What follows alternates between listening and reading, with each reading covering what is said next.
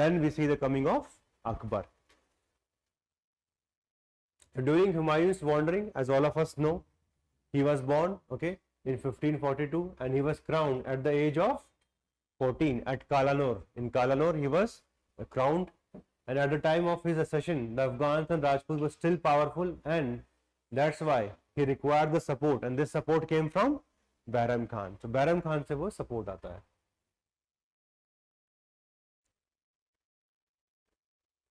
Then this is roughly the area which will come under his control, है ना? So starting from 1556 till 1605, अगले 50 साल he is going to capture whole of these areas. Okay, so starting from here, and even Kashmir. Kashmir was not a part of Delhi Sultanate, but it was a part of Mughal Empire. He himself is going to take over it. But before the phase, he had to again fight one more battle. Hemu, he was the Hindu general of the displaced Afghan king, and his name was Adil Shah. So Adil Shah, he was the one who encouraged, and he first took Gwalior and expelling the Mughal governor, and then he marched all the way up to Agra and captured it without any kind of resistance, and his generosity helped him to overcome potential enemy when he took Delhi. In November 1956, Akbar marched towards Delhi to meet the forces of Hemu in the second battle of Panipat. He was very close to victory, Hemu, but what happened? An arrow struck the eye of Hemu when the battle was likely to end in his favor, and after that the leaderless Afghan army became demoralized, and the Mughal, they were able to emerge victorious. Hemu was captured, and later on he was executed, and this victory made Akbar the sovereign of Agra and Delhi, and later on he established the empire in the way that he desired. So he got the right set of people in the places, and most important was Bairam Khan, because it was Bairam Khan who had fought the second battle of Panipat on his behalf. Yes. Hemu, he was like a prime minister. Prime minister ये थे जो कि under Afghans थे पहले. So when Humayun came back in 1555, he was displaced. So that's why when he was displaced, तो अदिल खान ने कहा चलो एक बार ट्राई तो कर ही लेते हैं, because empire was not well established. You have just won a battle, okay, and then you are trying to establish your dynasty at that point of time. So वो weaker time था. That's why Hemu, he went to Gwalior को capture किया, फिर आगरा में आ गए, and as the bureaucracy तो वही same थी, bureaucracy तो same ही थी, तो वो किसी को भी support करने को ready थी. They just wanted a fair share in the revenue, कि पैसा दे दो हमें, जो करना है करते हैं, कोई ऐसा issue नहीं है. Because loyalty requires a lot of time, and so far there was no loyalty. All these nobles, they were of the same kind, and it is only after the coming of Akbar एक long term loyalty process creation शुरू होगा. That's why at this point of time they could easily change sides as and when required. जिसको जहाँ से benefit मिल रहा है वो लेने को तैयार बैठा हुआ है. And in fact among Afghans ये तो और भी easy था, because no Afghan would allow the other one to be above their head. That's why दौलत खान लोधी अपने ही है ना अंकल, उन्होंने बुला लिया उनको. Akbar and Bairam Khan. Now this is what you have to remember. Bairam Khan, initial 4 years till 1560, he was a major personality in the Mughal Empire. So Akbar triumphed all over the North India. The first 4 years, this expansion from Kabul to Jaunpur, including Gwalior and Ajmer, under the regent of Bairam Khan. So Bairam Khan was the one who was leading the charge. Soon Bairam Khan, he became haughty, okay, or means somebody who is not treating people in the right manner. You know, overconfidence का आ गया. That's why eventually a farman was brought in, and Akbar dismissed him, and thereafter he led a rebellion. However, this rebellion was quelled by him, and finally he proceeded towards the last phase of life. तीर्थ यात्रा पे निकल गए. So he went towards Mecca, but what we know, on his way he was murdered by an Afghan. So the Afghan and the Mughal rivalry, this was a bit too much. Okay, this rivalry was very high, and the family of Bairam Khan was brought to Delhi, and his son Abdul Rahim became one of the luminaries of Akbar's court with the title Khane Khana. So it is this Abdul Rahim Khane Khana who is going to translate the autobiography of Babar. उसको फिर बाबर नामा का नाम दे देंगे. Then these are the various military conquests, because till 1560 it was a basic level empire, but then we see the process of its rise of Central India. सबसे पहले किस पे फोकस करेंगे? Central India. Initial 7 years. In 62, Malwa was taken. By 64, the area of Gondwana, Mewar by 1566-68, and then following this, many Rajput states surrendered one after the other, which includes Ranthambore, Kalinjar, Bikaner, Jodhpur, Jaisalmer. All of them submitted. Now try to understand why did these people submitted so easily to Akbar? Because Akbar was respecting them, and if you accept his suzerainty, he will give you back your kingdom. So the policy was very clear. He was very liberal even in his religious policy. So that's why people did not feel ashamed of being under his rule. And that was the major reason why it was easy for him to enlist all the Rajputs in his command. And that also we can see that all the Rajputs, they are eventually happy to become part of his empire. Then he went towards western expansion. एक बार इस central India वाला part इनके under control में आ गया. Then he went towards western area. So Gujarat, it was the most important. Here he defeated the Muzaffar Shah, providing a strategic base for the future Deccan campaigns. So Gujarat came under their control. All of you know about Fatehpur Sikri. So there we have one Buland Darwaja, है ना? तो जब गुजरात से जीत के आए थे तब उन्होंने बुलंद दरवाजा बनवाया था वहां पे. Then eastward expansion.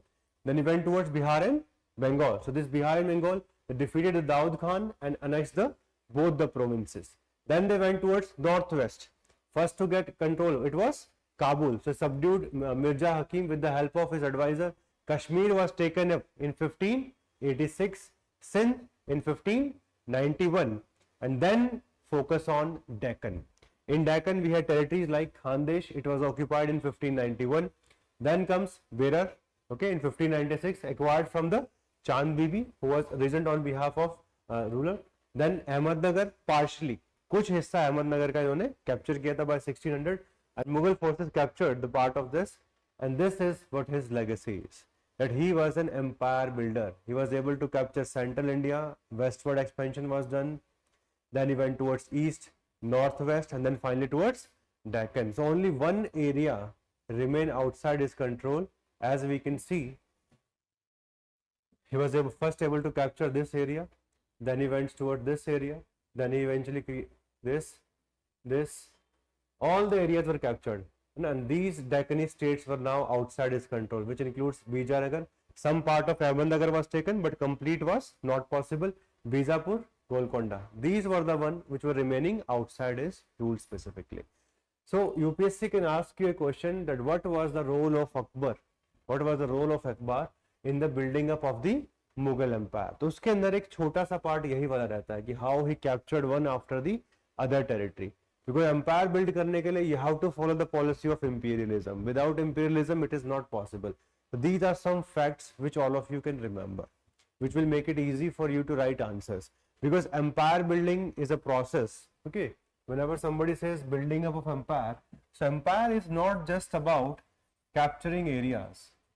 Yes, that is a prerequisition.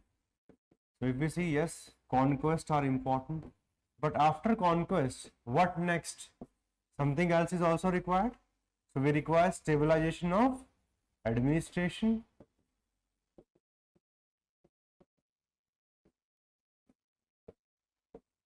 we require economic reforms,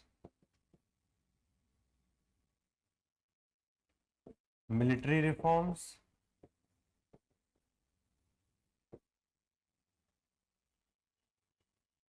creating, after conquest, you have to also create homogeneous units.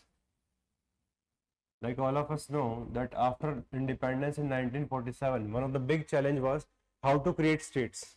कि कौन सी स्टेट कितनी बन पाएंगी, है ना? तो हमने फजल अली कमीशन अपॉइंट किया उसके लिए. Like they after the conquest के पास अराउंड कितना सूबे था? 12 प्रोविंसेस वर देयर.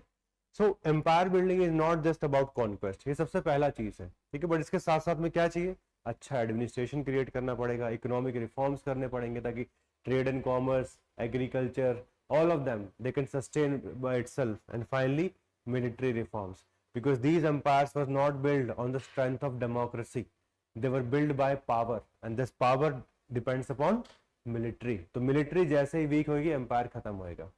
ये आप ध्यान रखेंगे हमेशा. These empires were not bound by nationalism. Nationalism is a very recent phenomena, and if we see in Indian history, it belongs to which century? 19th century, and that is to the later half of 19th century. So these empires were built upon this: institution creation, conquest, economic reform, military reform. They were the most important one, and those who are able to do this will be able to manage it. Okay, and if we see the role of Akbar, what steps were taken by him for empire building?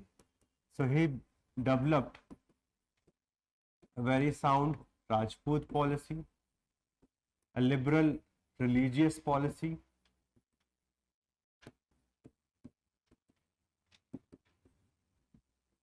for army. He came out with Mansabdari system. For economic reforms, Aine Dehsala.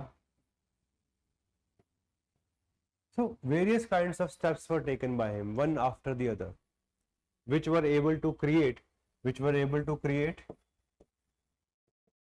a stabilized empire. Like for administration, Suba, Sarkar and Pargana. That administration was also created by him. So he took lots of steps, बहुत सारे steps लिए इन्होंने, and eventually we see stabilization of the empire.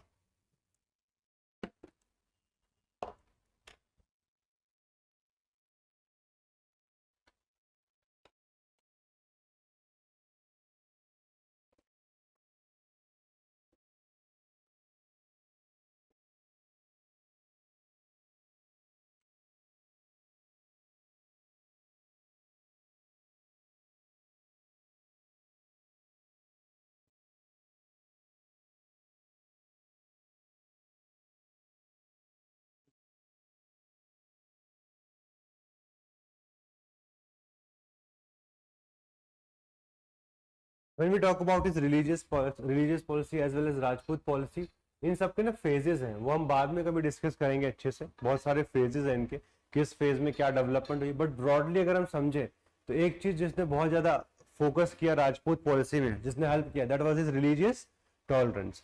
So he was able to allow them to follow their own traditional practices. He was not going to enter into that domain that you should convert to Islam. Then only you will be inducted in our empire. Those kinds of impositions were not done by him. In fact, if we see his religious reforms, he abolished jizya, the protection tax which was there in the previous dispensation. He done away with it. Second, he also ensured that there should be no forceful sati in his empire. Okay, so those kinds of social reforms were brought in by him. Prisoners of war का जो एक tactics बनता था, that was also stopped by him. So many religious reforms were done by him. Side by side, he also entered marriage alliances so that good relationships can be built with various dynasties of Rajputs. And finally, he gave them high positions. So high level of mansabs were given to them. And as a result of this, important personalities like we talk about Raja, Man Singh, Birbal, all of them, they were given very high level of mansabs. So in वजह से his Rajput policy was very successful. Okay, respectful treatment. Impact क्या रहा? Secured the services of skilled Rajput warriors. And second, promoted cultural and emotional integration within the empire. Emotional integration देखो बहुत जरूरी है. If there is going to be a problem with respect to acceptance of tradition, problem रहेगा. तो emotions इसलिए जुड़ने चाहिए, दिल से दिल जुड़ेंगे नहीं तो एम्पायर कभी नहीं क्रिएट होगा. Like when India was created in 1947, it was just on paper. The real India is only created when all of us feel that we are a single unit, and this is known as psychological integration. And this psychological integration will only happen when our emotions are respected. And this is something which he was able to do, and which is a unique achievement. Exceptions, some areas did not like him, like Mewar and Marwar. All of us know about Rana Pratap Singh of Mewar. Okay, the famous battle of Haldi Ghati, that is linked to him. And Chanda Sen of Marwar, they were against the Mughal rule because they wanted their own territory under their own control. They did not want to अपना sir नहीं झुकाना चाहते थे किसी के सामने. And Akbar's legacy, if we see, his innovate policy fostered a more unified and stable Mughal empire. मनसबदारी system जो था, It was like an integration of civil and military post.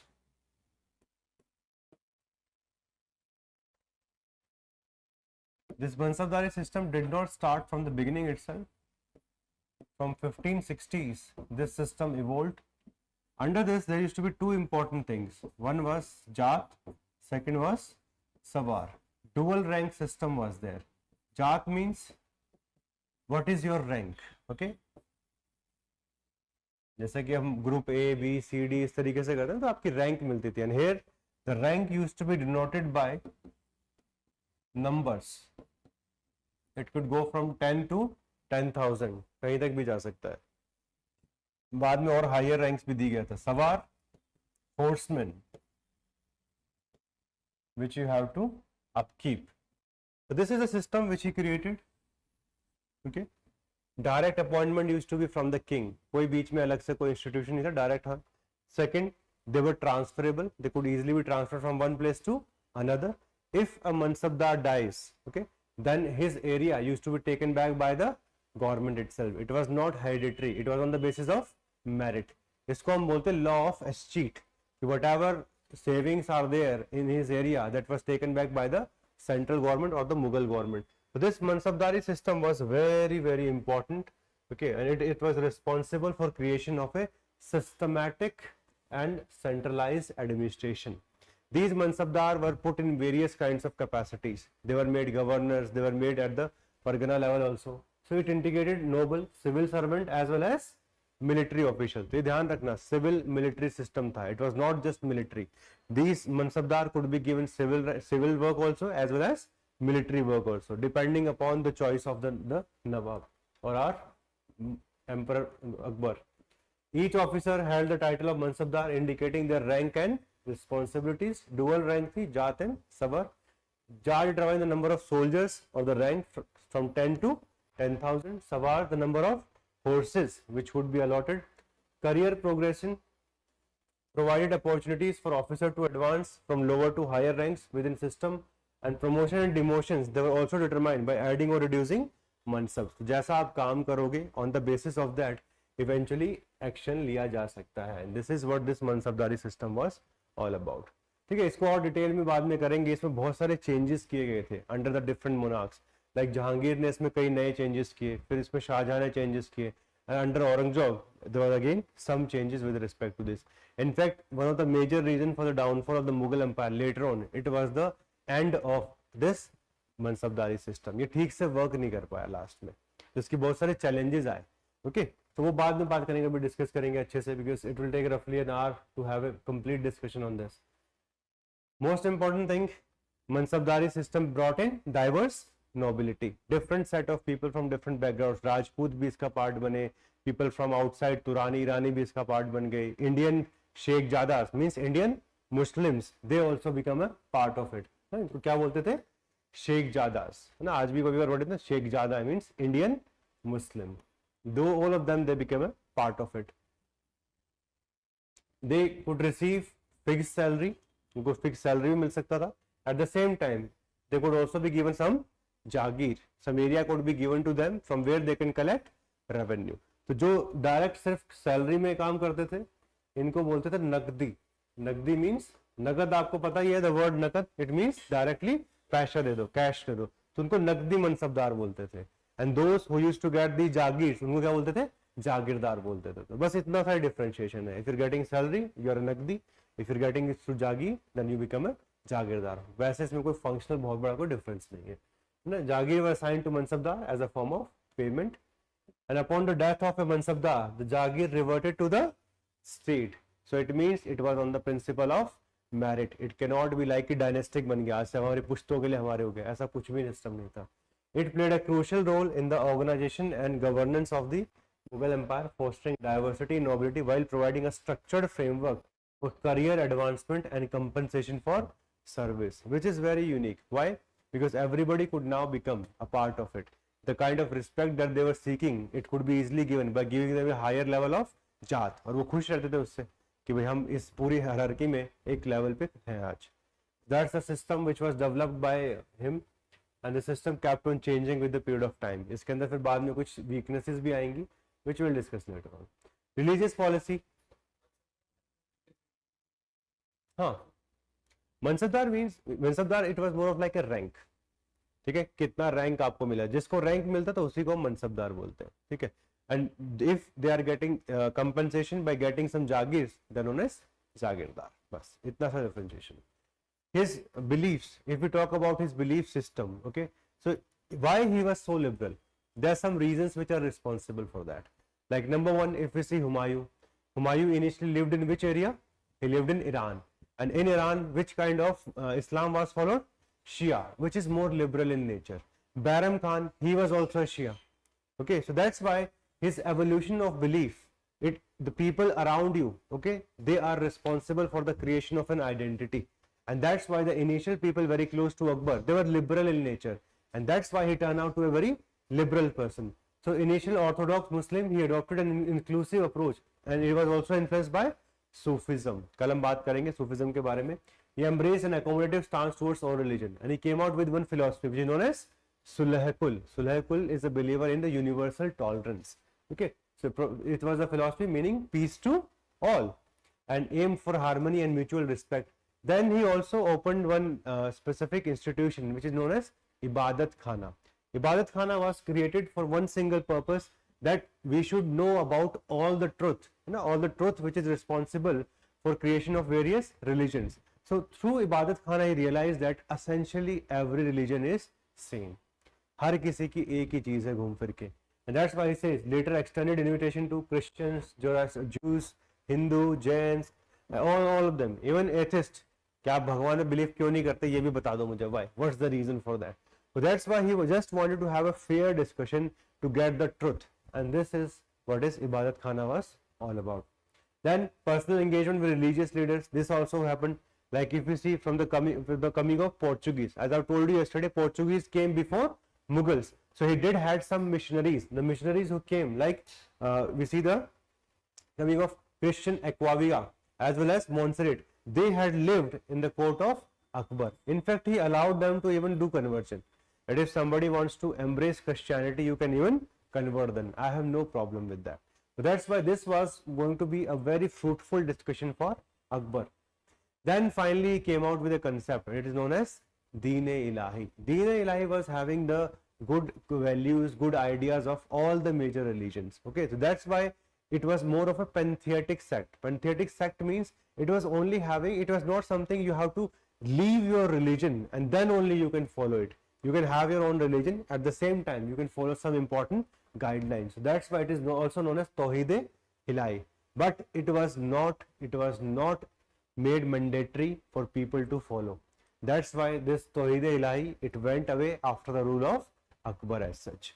So itna kuch, but there are historians, okay, there are historians who say that it was a monument of Akbar's folly. पागल हो गए थे इसके बाद में यही सोचने लगे थे ना अपन भगवान है ना, that kind of situation. And that's how he came out with Tawhid-e-Ilahi, because in this Akbar acted as a peer. He was going to be a chief priest in this, enrolling murid or the disciples who followed his teachings.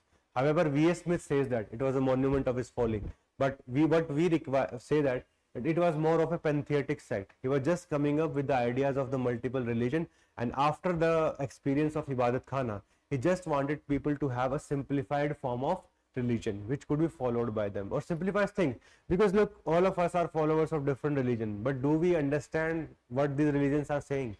है ना, हम तो अपना बस shortcut अपनाते हैं, 2 दिन पूजा करते हैं, बाकी दिन मस्ती करते हैं लाइफ में.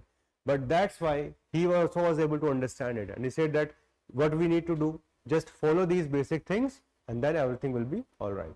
This is what this Tawhid-e-Ilahi in simple terms is all about.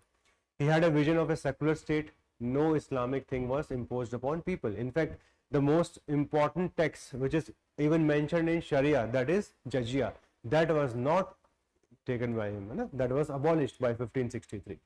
Cultural exchanges and translation department, this further increased his understanding of Indian culture, because all the important texts of Ramayana, Mahabharata, they were translated during this time. Even paintings were made, okay, because he was able to understand the painting. And then finally even the discontinuation of Deen-e-Ilahi. Hi, a very good evening to all of you. I'm Vikas Elawat. I'm a former civil servant. I was able to crack UPSC twice. In fact, in 2018, I was able to get highest marks in history optional, and they were around 324. So this year, I'm coming up with a series which I'm calling Self-Study History Optional. इस series में 100 से ज़्यादा video होने वाले हैं, which are going to cover the different nuances of ancient, medieval, modern as well as world history. So those of you who are preparing for 2025, register करिए and try to get the maximum out of this specific initiative of ours. So at Prep Career IAS, we are producing results from last many years. 2023 में बहुत सारे toppers हमारे institute से थे. 2022, 21 हर साल बहुत अच्छे टॉपर्स यहाँ से निकले हैं. And they have been able to get very good marks in history optional. So those of you who are thinking कि यार start करके कितना कर पाएंगे कितना नहीं कर पाएंगे, we already have achievements with us. I was able to achieve, my students are achieving, and you can be the next. In sessions में क्या होने वाला है? Number 1 will be focusing on foundation of basic concepts starting from what is history, what is historical period, what is proto history, what is pre history, basic level. Okay. Second, alignment with UPSC syllabus. जितना भी history optional का syllabus है वो 51 parts में divided है. So we are going to align each and every concept with the syllabus itself. Number 3, we going to focus on answer writing. All of you know कि जो mains है वो objective नहीं होता है, वो सब्जेक्टिव लेवल पे होता है, और आप सब लोगों को आंसर राइटिंग सीखना शुरू करना पड़ेगा, है ना. We do not have too much of time, तो स्टार्टिंग से ही आंसर राइटिंग शुरू करेंगे. And number 4, the overall package is very holistic in nature. तो अगर आप इसको अच्छे से कर लेते हैं तो जो basic level foundation history optional की वो कंप्लीट हो जाएगी. You are going to get many important things along with this. Okay. 100+ session है, चारों पार्ट कवर होंगे. Theme wise segregated diagram, flow chart, जितने भी इंपॉर्टेंट एनसीईआरटीज हैं. देखो, अगर हम सारी एनसीईआरटीज को कंबाइन कर दें, ancient, medieval, modern world of various boards of India, तो 25 से 26 एनसीईआरटी निकल के आती हैं. उन सबको हमने कोहेरेंट फॉर्म में डिज़ाइन किया है so that you can learn the best from that. Okay. Because देखो, हिस्ट्री में रिसर्चेज चलती रहती हैं. अभी तमिलनाडु की जो एनसीईआरटीज हैं, they are more important in comparison to the recent history than the previous history, जो कि आर एस शर्मा वगैरह, सतीश चंद्रा या फिर बिपिन चंद्रा ने लिखी हैं. That's why we are covering all the NCERTs, and that's why 100+ sessions हो जा रहे हैं टोटल मिला के. देन 30+ वैल्यू एडेड आपको डॉक्यूमेंट मिलने वाले हैं, डेडिकेटेड आंसर राइटिंग सेशन मिलेंगे, जूम सेशंस भी करेंगे बाद में, ताकि आप लोगों की जितनी भी डाउट्स हों with respect to learning they could be solved. Overall जो है आपको क्लास की पीपीटीज मिलेंगी, कंसेप्ट लिस्ट मिलेगा, PYQs, जितने भी PYQs हैं उनको अच्छे से हमने डिज़ाइन कर दिया ताकि आप सब उनको अच्छे से पढ़ सकें. माइंड मैप मिलेंगे पूरे सिलेबस के, वर्कबुक और लर्निंग असाइनमेंट्स मिलेंगे, and self assessment test, so that once you learn something तो साथ में उसको एटलीस्ट इवेल्युएट भी करना चाहिए ना, कि भाई हमें कुछ समझ में आया भी है, नहीं आया, एटलीस्ट जितना रिक्वायर्ड है वहाँ तक पहुँचे हैं या फिर नहीं पहुँचे हैं.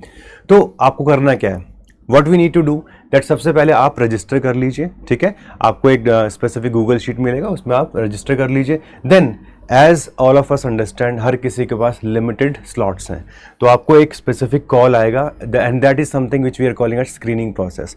बिकॉज अगर हमें आपको ये सारी सर्विसेज प्रोवाइड करनी है, the number of students which we can help, they are always limited in nature. So academic counsellor is going to call you, they going to help you out, they going to understand आपकी requirement क्या है. हो सकता है आप college के first year में हो, सेकंड ईयर में हो, थर्ड ईयर में हो, और you may have already prepared for some time and you are not getting the desired result. तो इसलिए हमें स्क्रीनिंग प्रोसेस चाहिए होगा. And finally on the basis of this, you're going to get the benefit of this program.